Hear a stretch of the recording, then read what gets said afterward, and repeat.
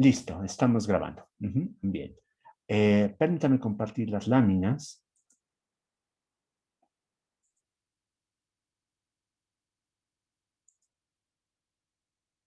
Ya está, estoy compartiendo las láminas. Bien. Bueno, ¿se acuerdan que en la clase pasada habíamos empezado a ver la semántica del lenguaje? Y lo que vi es sobre todo la semántica de los términos. Como teníamos por un lado un universo, al que es conjunto, al que llamamos U. Ese conjunto es el contradominio de estas tres funciones de interpretación, psi, phi y pi, que lo que hacen es la primera interpretarme las variables y constantes, la segunda los símbolos funcionales. Las variables y constantes son objetos del universo, las símbolos funcionales son operaciones con objetos del universo que pueden tener más de un argumento. La única restricción es que la interpretación tiene que mantener el mismo número de argumentos. Y la función pi lo que hace es decirme cómo interpretar los predicados, y los interpreto como predicados, pero como relaciones en el universo, y estas relaciones tienen que tener la misma cardinalidad de los predicados. Es mi único requisito. Entonces ya está. Así había dicho, que había definido la idea de interpretación, y lo que había hecho además es decir cómo interpretábamos los símbolos funcionales, los términos funcionales. Los términos funcionales como este se interpretan por medio de una combinación de phi, de psi y de phi, que, como pueden darse cuenta, es exactamente lo que vimos en el teorema del homomorfismo único en la parte 1 del curso. Es decir, si quiero saber la interpretación de un término funcional, vean, esta sería una función psi circunflejo que está extendiendo esta psi.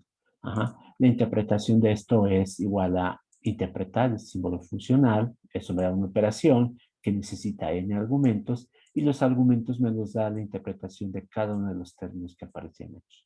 Puse un ejemplo, me parece, la clase pasada, y pues ahí está, ya tenemos esto, la interpretación de términos.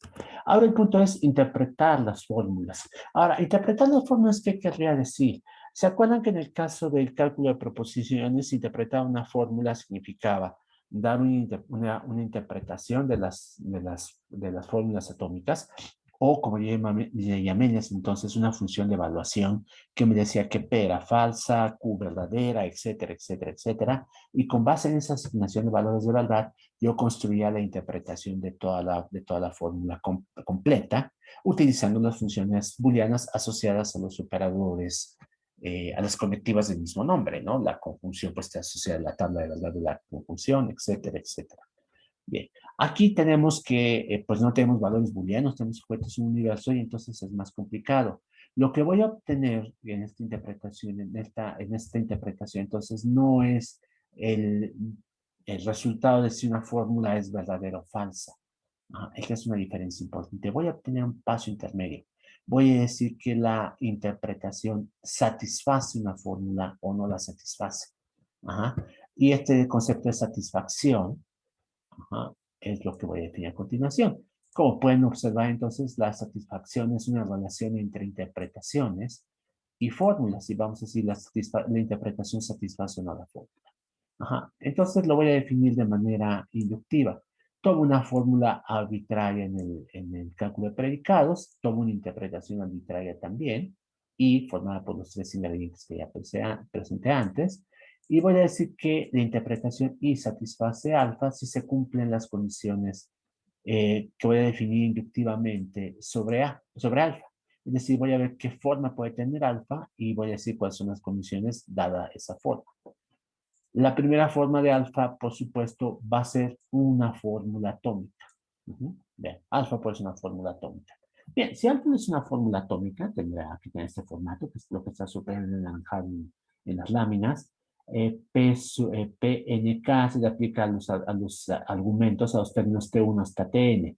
Entonces, lo que yo hago es interpretar cada uno de estos términos. Estoy suprimiendo aquí el acento circunflejo porque pues debe ir ahí, pero pues es superfluo, ya sabemos que debe ir ahí. Entonces, no se preocupen si no aparece. Entonces, interpreto cada uno de los términos, y vean que los pongo en una eneada, tiene que mantener este mismo orden. Entonces, primero va la interpretación de T1, después va la interpretación de T2, etcétera, y lo que obtengo es una eneada, aquí.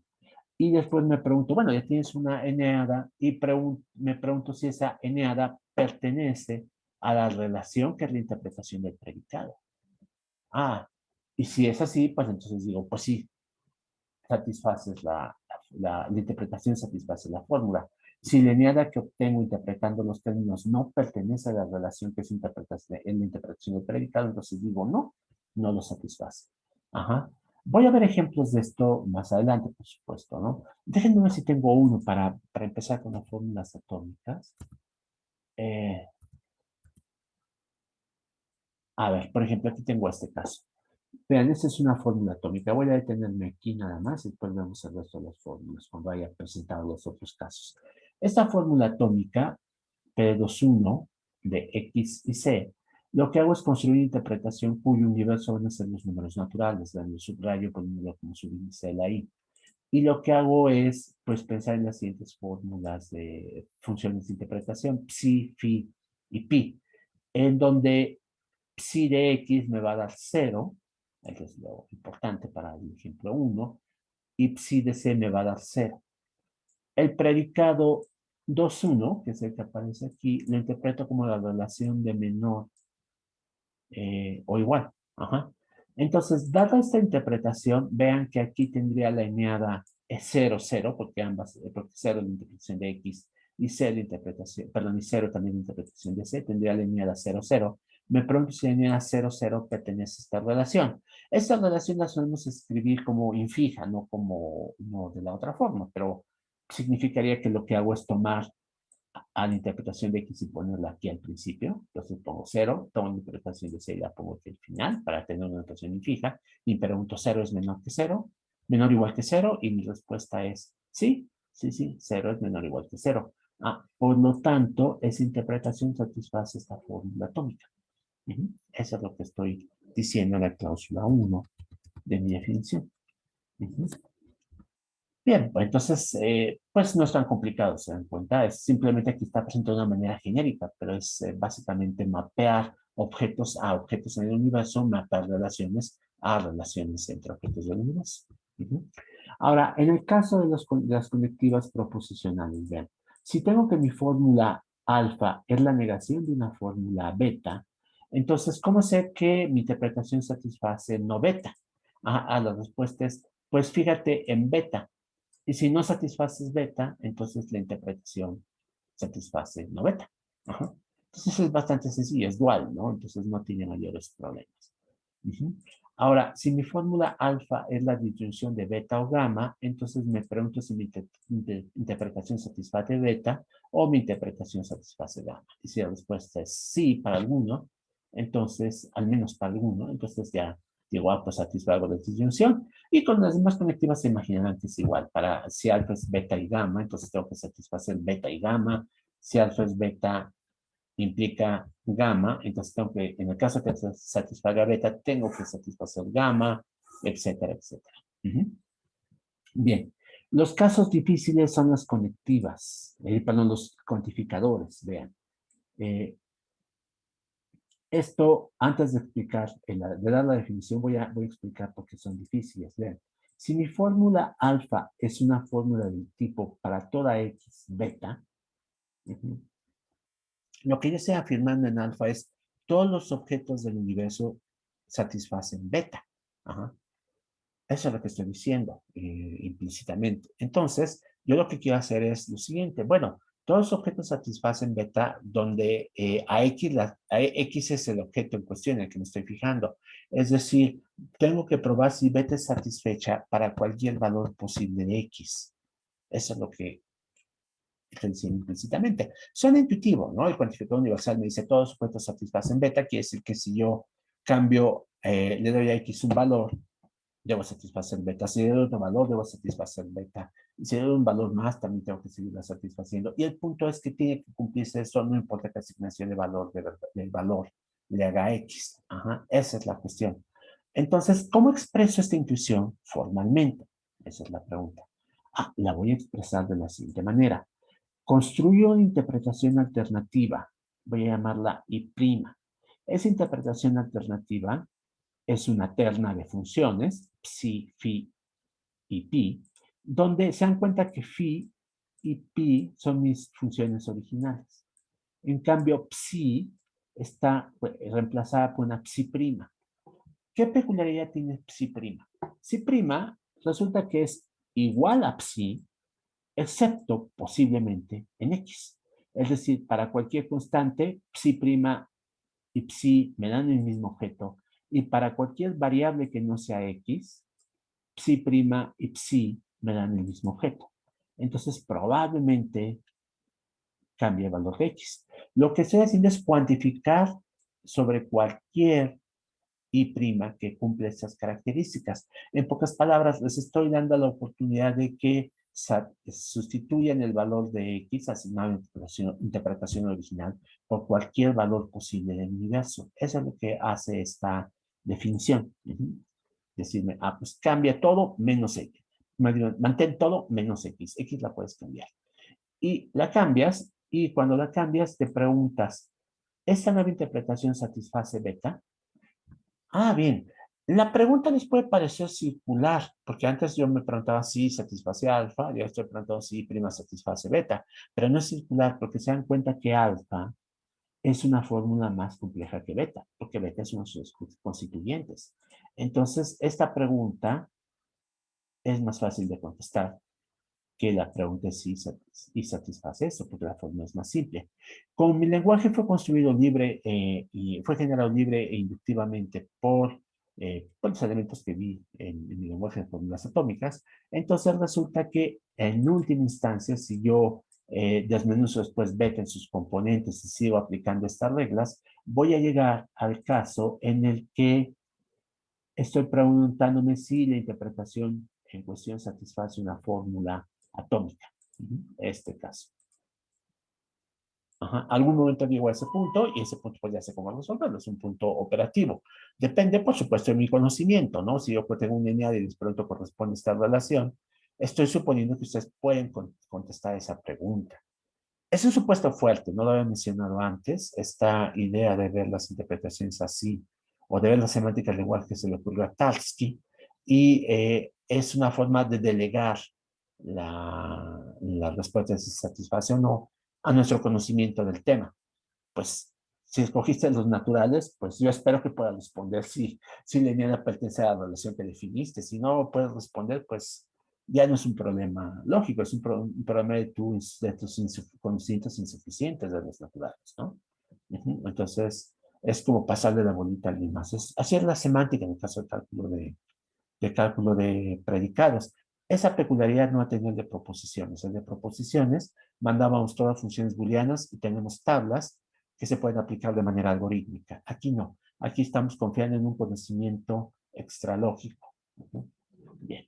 Bueno, entonces quedamos que el cuantificador universal lo que hace es sustituir el valor de x por cualquier valor, otro valor posible y preguntarse si satisfago la parte beta de la fórmula.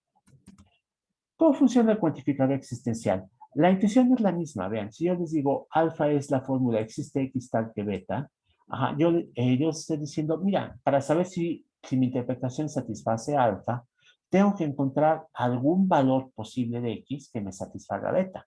¿Te encuentras? Si existe alguien que satisface beta, pues preséntalo. ¿De qué manera podemos hacerlo? Pues más bien, ¿cómo podemos definir formalmente esta intuición? Igual que antes, lo que hago es definir una interpretación alternativa y prima, que tiene la phi y la psi, perdón, la phi y la pi de antes, pero cambia a psi. Y psi la cambia exactamente de la misma manera, es decir, todo es igual, salvo posiblemente x. X es la que va a poder cambiar de valor. Aquí mi cuantificación es existencial. Vean, o sea, no necesito repasar todos los valores de x. Me voy a detener en cuanto encuentre un valor de x tal que la interpretación alternativa satisfaga la parte beta de la fórmula. Porque si yo les digo, hay, no sé, hay un número natural que es, no, vamos, pensamos un ejemplo. Hay un político honrado. Preséntenme uno. Preséntenme uno y entonces satisfago la fórmula. El resultado es presentar uno. Digo, todos los políticos son honrados, tendría que presentar a todos y demostrar que todos son honrados. Algo bastante difícil de cumplir, por supuesto, ¿no? Pero decir que uno es honrado, pues no es que sea fácil. Yo creo que podría a Islandia y buscar a todos los políticos de Islandia y descubrir que tampoco ellos son honrados, pero el punto es que es una tarea menos complicada. Con uno basta. Si también el misterio número natural, tal que es la potencia de enésima de 2, pues tienen que encontrar el número natural. Es una tarea más fácil, ¿no? No tienen que realizar todos los números naturales, sino ver si n pues es la potencia de algún número y con eso ya es suficiente. Eso parece un algoritmo efectivo más o menos rápido. Entonces, estas fórmulas existenciales tienen la ventaja de que con que ustedes presenten un caso, se detiene. Las fórmulas universales significan que tenemos que revisar todo. Y por lo tanto, no admiten en principio un método efectivo. Más adelante vamos a explicar cómo se puede plantearse de otra manera y a mostrar que así es el caso. Pero ahorita tenemos la intuición de que es difícil, ¿no? Tendríamos que tener un conocimiento absoluto de nuestro dominio para poder decir siempre, es cierto, todo lo cumplo. Bien.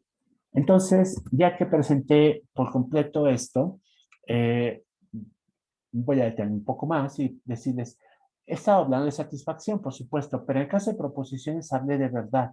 La verdad no tiene un papel en el caso de cálculo de predicados. Y la respuesta es sí, la verdad tiene un papel, pero la verdad se define en términos de satisfacción. Es decir, estoy generando este concepto más débil de satisfacción. Un análogo es como, satisfacción es como fijarse en un renglón de la tabla de verdad, podríamos pensarlo así. Mientras que verdad es de la tabla de verdad completa. Aquí podemos pensar que satisfacción equivale a pensar en algunos objetos del universo y verdad debe equivaler a pensar en todos los objetos del universo. Ajá, es así como lo podríamos pensar. Entonces vamos a utilizar el concepto de satisfacción como en la base sobre la cual voy a construir la definición de verdad. Ajá. Entonces, ¿cómo lo hago? Lo que voy a hacer es lo siguiente. Tomo una fórmula y tomo una interpretación. Nuevamente es igual que antes.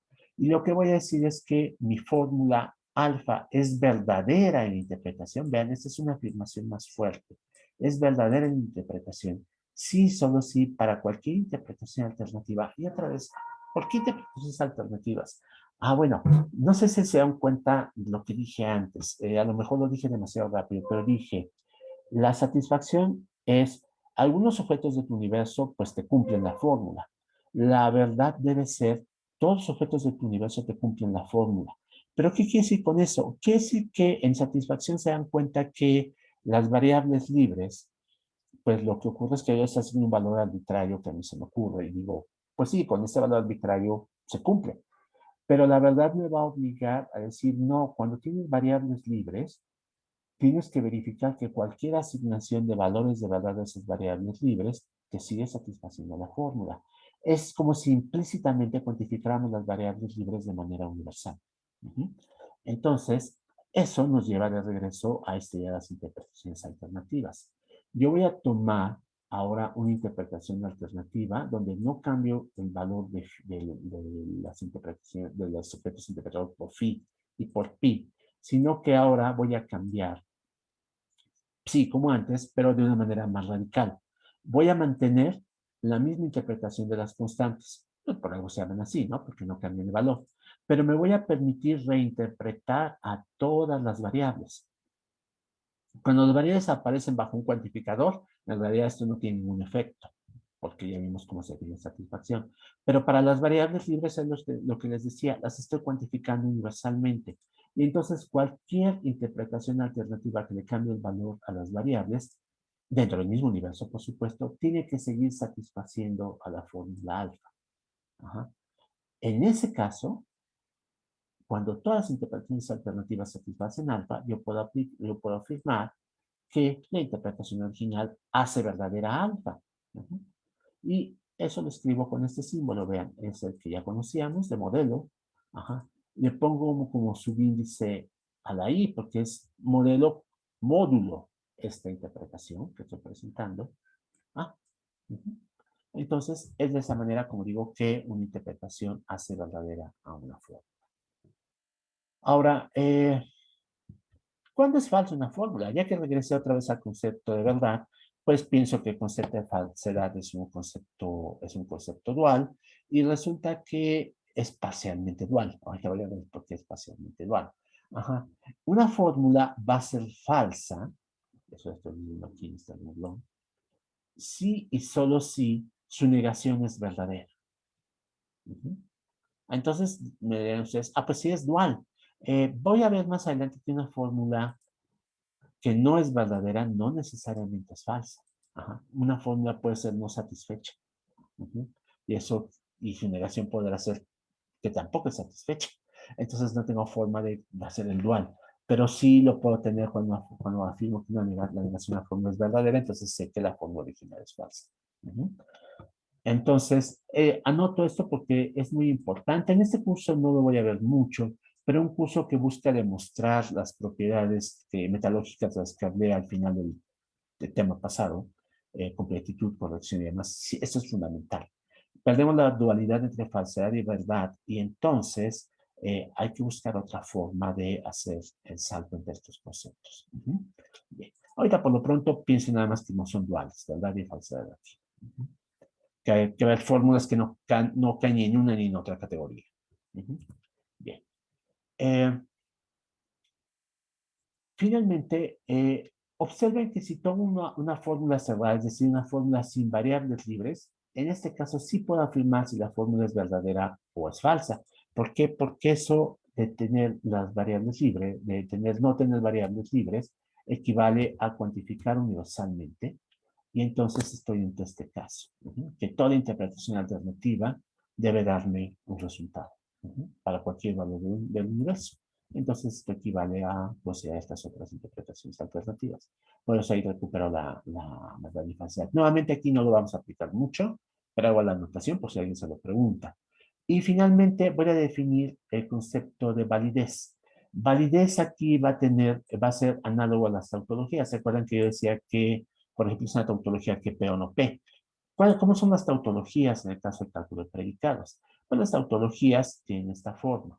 Vean, voy a decir que alfa es válida, es una tautología en el contexto del cálculo de predicados, si para toda interpretación I, la interpretación hace verdadera a alfa. Aquí vean cómo esta interpretación es totalmente arbitraria. Es decir, se vale, si usted tiene una que hace verdadera alfa, tiene que buscar otra que puede cambiar no solo a psi, puede cambiar a phi, a pi y puede cambiar el universo. Ajá. En cualquier universo, con cualquier psi, phi y pi, con cualesquiera psi, phi y pi, debería siendo verdadera la fórmula.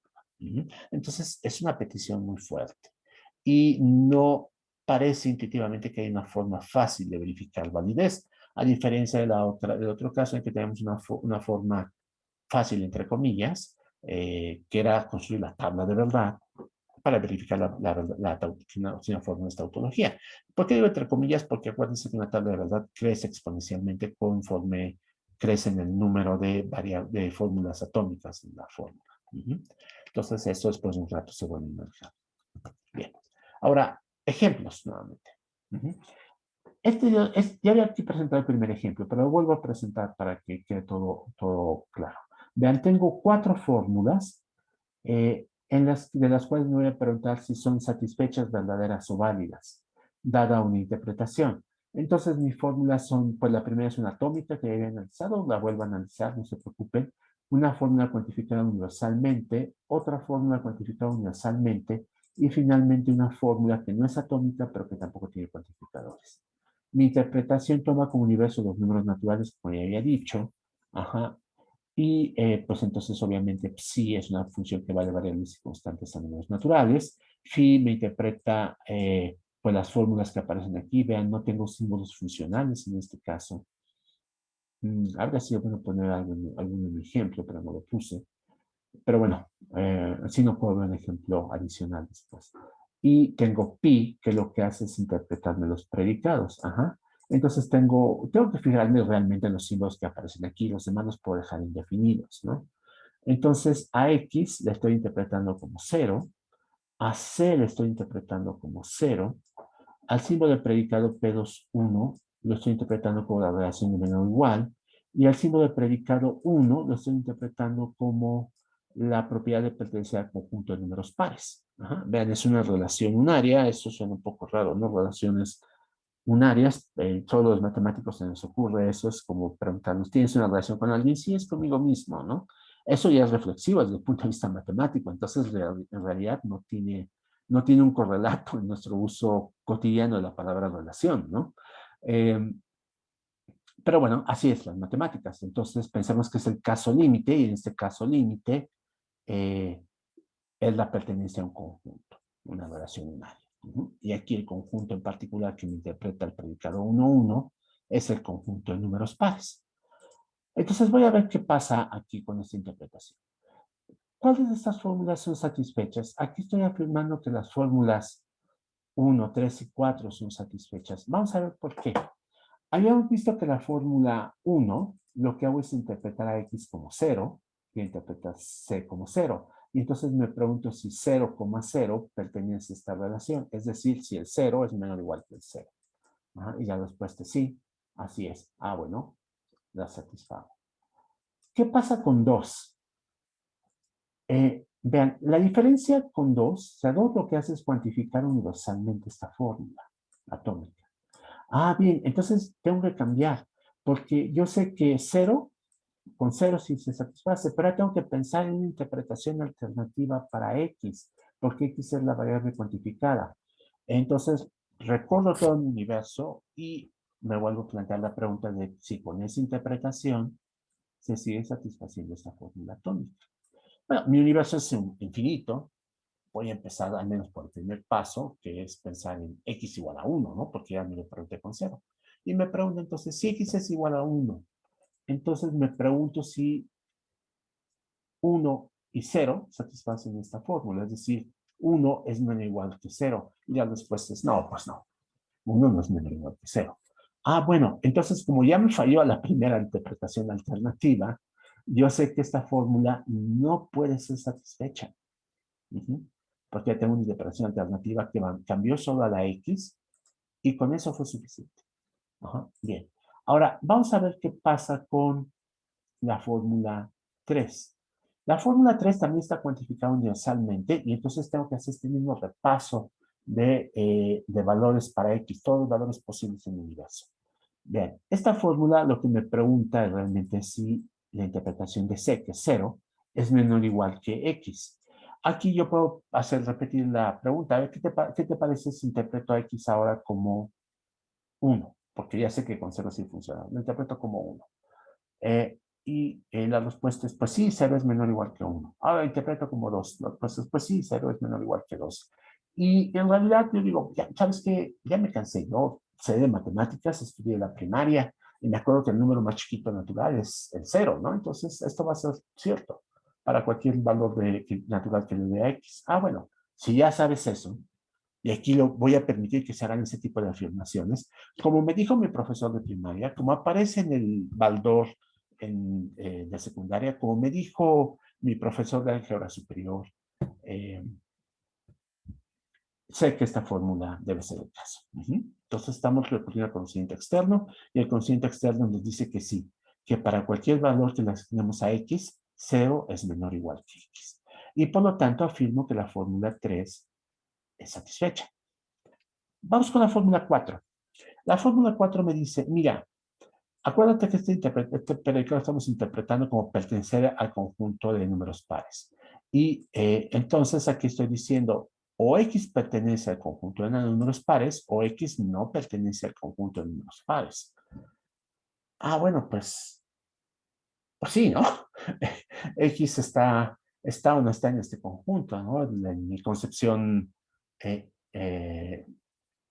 eh, conjuntista de cómo funcionan los conjuntos, ¿no? O está o no está en el conjunto, y por lo tanto yo digo que la fórmula es satisfecha. No importa qué valor de X se me ocurra, el 0, pues 0 es par. El 1, pues el 1 no es par, y entonces pues satisface esta parte de anaranjado. El 2 satisface la parte que no está anaranjado. El 3 satisface la parte de anaranjado, etcétera, etcétera. Siempre va a pasar eso. Ajá. Entonces satisfago 4 con esa interpretación. Ahora, ¿qué pasa con verdad? Verdad me dice, ¿sabes qué? Ahora te voy a dar más libertad. Se vale que reinterpretes a todas las variables. Y esto va a afectar a las variables libres, por supuesto. Ajá. Entonces, pues empiezo con la fórmula 1. Esta sabíamos que era satisfecha. Ajá. Entonces, ahora me dices, puedo reinterpretar a X. Ajá. Y reinterpreto a X como 4. Y ya con eso no se satisface. 4 no es menor o igual que 0. Entonces, por eso no es verdadera. Ujú. ¿Se dan cuenta? Porque así tengo permiso de interpretar a X. Es como si estuviera cuantificando universalmente a X, ¿se dan cuenta? Y entonces, pues, es como el caso 2. Ahí está. Entonces, por eso no es verdadera. Vean que el hecho de que esta fórmula no sea verdadera no implica que sea falsa. Falsedad me dice, su negación tiene que ser verdadera. Y la negación de esto, pues claramente no es verdadera, porque si yo puedo encontrar una interpretación de X, nuevamente X igual a 0, en el que pues, la negación tampoco es satisfecha. Uh-huh. Entonces, perdimos la dualidad entre verdad y falsedad. Las fórmulas pueden ser solo satisfechas, pero no verdaderas. Uh-huh. Algunas. Este es un caso así. La 2 ya sabíamos que no era satisfecha, entonces es redundante preguntarme si es verdadera, si no es satisfecha para la interpretación que te di. Obviamente no necesito preguntarme si hay una interpretación alternativa que toda interpretación alternativa la satisface. Ya tengo una que no. Uh-huh. La 3. La 3 lo que hago es preguntarme para cualquier interpretación que cambie el valor de las variables, ¿sigue siendo satisfecha? Y la respuesta es, pues mira, la única variable que aparece aquí es X. Ajá. Entonces, que le cambies el valor a Y o a Z es irrelevante. Lo que tienes que preguntarte es qué pasa con X.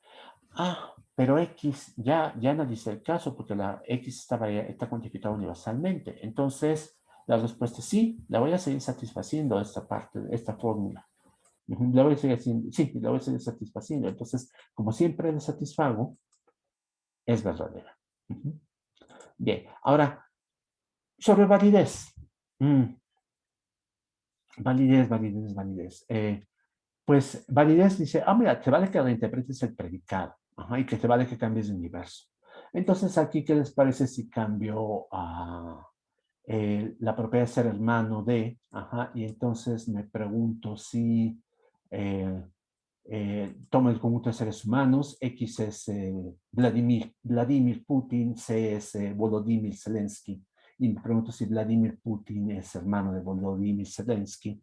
Es una respuesta, la respuesta es bastante obvia, ¿no? No están emparentados directamente. Su último ancestro común debe haber vivido hace 1500 años, entonces pues no son hermanos. Ajá, por lo tanto, esa interpretación pues la fórmula no es satisfecha y con eso basta para no seguir preguntándome si es verdadera, ¿no?